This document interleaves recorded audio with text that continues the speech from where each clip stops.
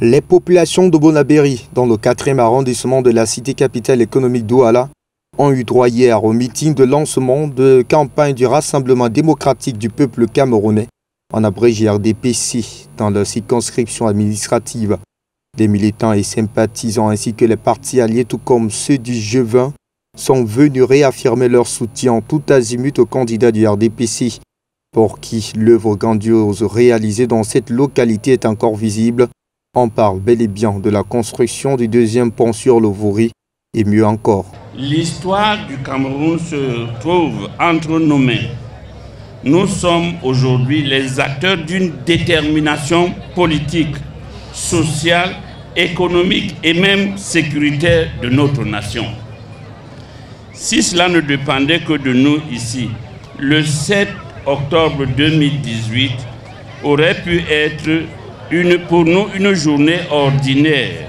Mais comme les obligations de la Constitution nous interpellent, nous sommes appelés aux urnes pour l'élection la plus cruciale de notre pays. L'élection du chef de l'État, président de la République. Ils sont 9 sur la liste de départ. Mais ce qui nous rassemble ici est la candidature de notre champion, son Excellence Paul Biya, candidat naturel du RDPC et président de la République. Et pour parvenir à cette majorité écrasante au soir du 7 octobre prochain, des stratégies bien huilées ont été mises sur pied. Beaucoup de stratégies pour que le président Paul Biya puisse gagner à Bonabéry. D'abord la solidarité entre différents groupes sociologiques que nous regroupons à Bonabéry. Et en plus, nous nous sommes organisés à faire une campagne de proximité pour les inscriptions sur les listes électorales. Parce que pour gagner les élections, il faut d'abord avoir son arme. L'arme pour une élection, c'est la carte d'électeur. Bonabéry rentre lui aussi officiellement en campagne depuis hier.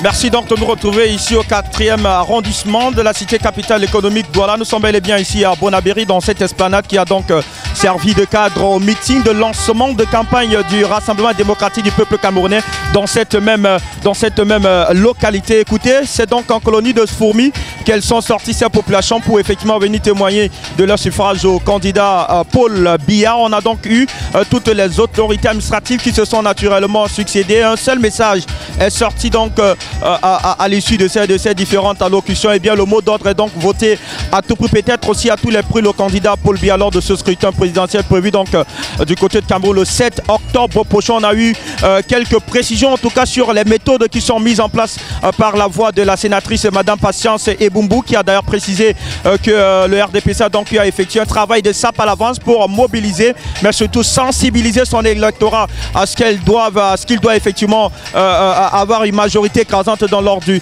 scrutin du 7 octobre prochain. On a eu effectivement les déclarations du maire de la localité qui a d'ailleurs tenu à louer les grandes réalisations du président Paul Biya. On se rappelle effectivement que le deuxième pont sur le Vouri est dans sa phase terminale et un ouvrage qui ne devrait donc visiblement pas passer inaperçu pour ces nombreuses populations qui ne font que louer le nom du président Paul Biya pour cet ouvrage en tout cas qui leur permet désormais de pouvoir rallier les deux côtés de la ville en un laps de temps. C'est donc effectivement le mot qui est revenu tout au long de cette journée-là. Et à cause de cet ouvrage, il faudra effectivement aller voter massivement au 7 octobre prochain pour le candidat du Rassemblement démocratique du peuple camerounais. C'est l'essentiel à retenir en tout cas de ce meeting qui s'achève effectivement dans de meilleurs auspices. Ici donc depuis Bonabéry pour la télévision panafricaine, Tix Fofié Patitou, Fabrice Ndoum depuis donc Bonabéry.